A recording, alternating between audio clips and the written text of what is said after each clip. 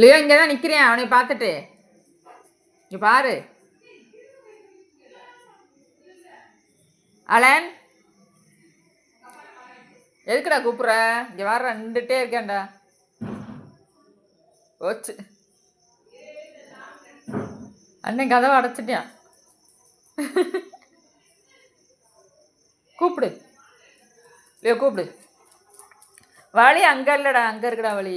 ஏய் ஏய், அதான் வழி. லியோ அது வழி இல்லை, வண்டி. சாச்சிராத.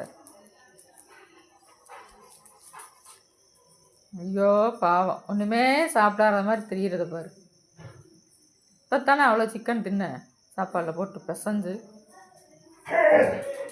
போச்சு.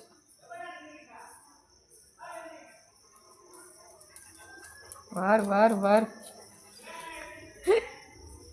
வழி அங்கே இல்லைடா.